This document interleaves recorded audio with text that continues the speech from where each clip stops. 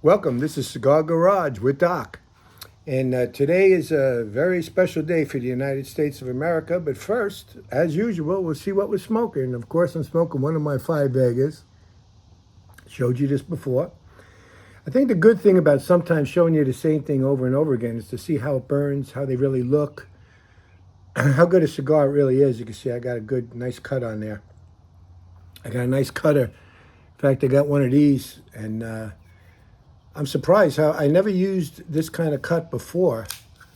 But this thing even has a wall, so like when you put the cigar in, it puts it in a perfect spot to make that cut. Where the other cutters, you sort of have to guess and look at the cap and guess, where to make that cut so you don't take too much off. But with this, it just sort of cuts through the top and bottom of it only.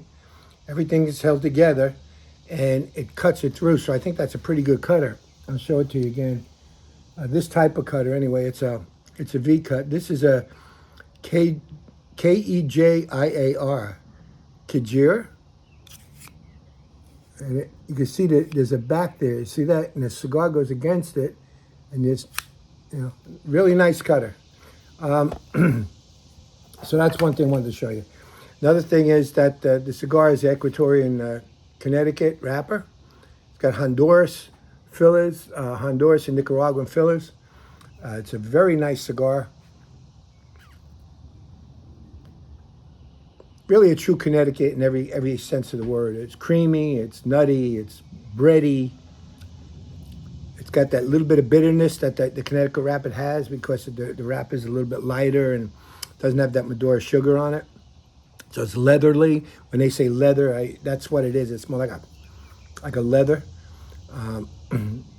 It gives me a little bitter taste with the leather, but there's no pepper at all. I don't see any pepper at all. There may be just a little dash of, you get that pepper, but almost with any cigar, that little bit.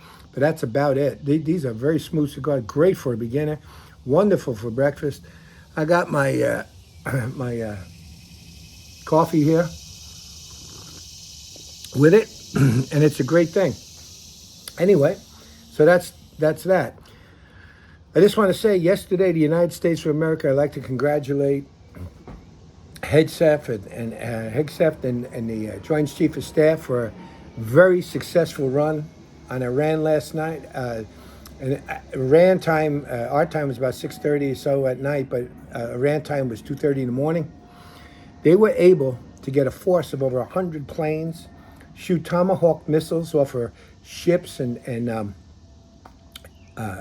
submarines, and over 100 jets. You ever see one jet go over? How loud it is? They flew under the radar. They flew over the radar. They flew stealth. They were able to misdirect.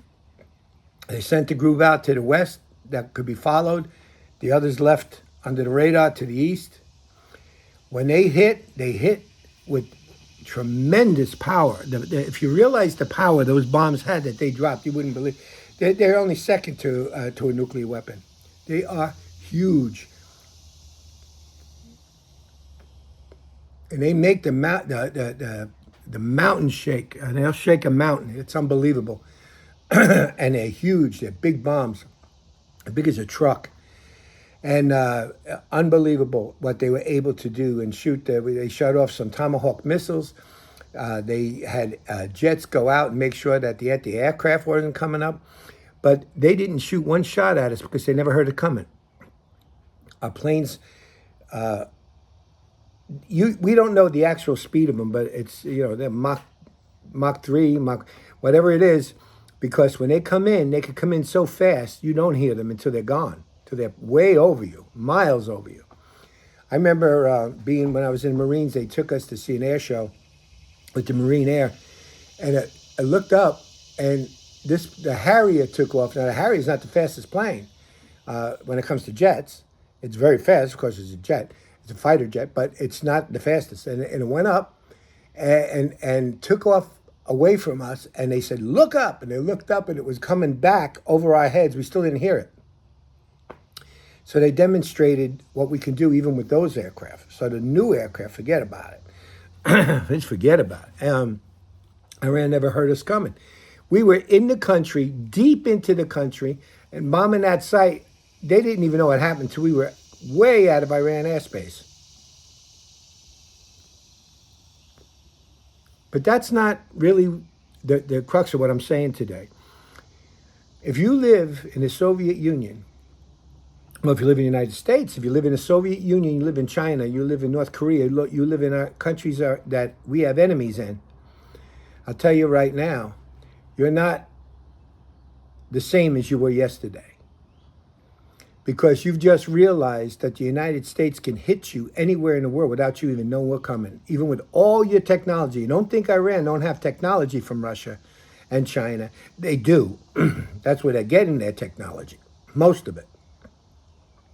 And they're trying to get that nuclear bomb because they will use it. They said they'll use it. They promised they'd use it. And I believe they would keep their promise if it wasn't for what we did last night. So I'd like to say congratulations again. I am so proud of the military of the United States, Army, Navy, Marine Corps, Coast Guard, and Space Force who took part in this, and it's just fantastic. What a group effort. And again, if you live in one of these countries now, if you're Putin or you're one of these guys, in China, you got to think twice now.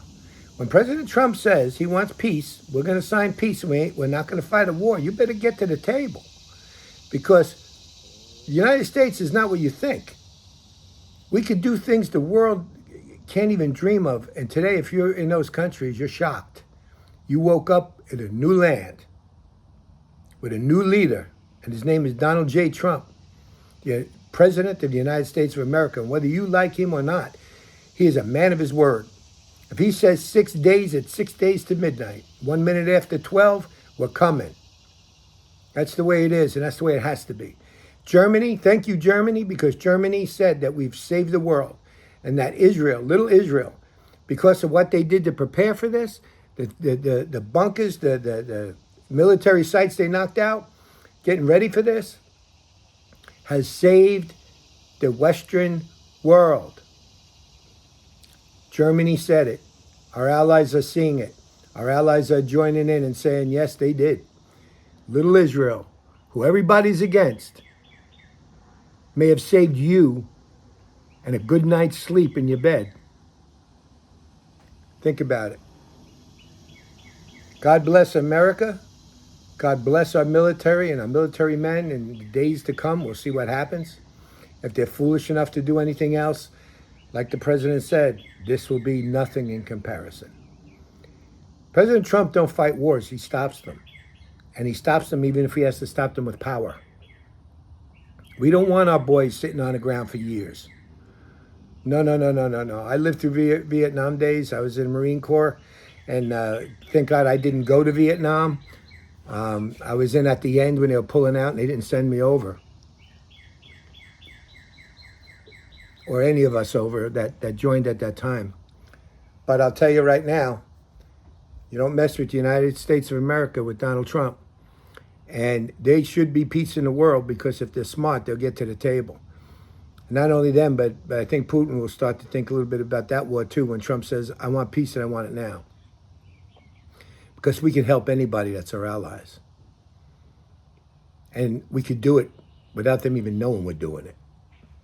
That's the scary part to them, with all their technology. And we proved it.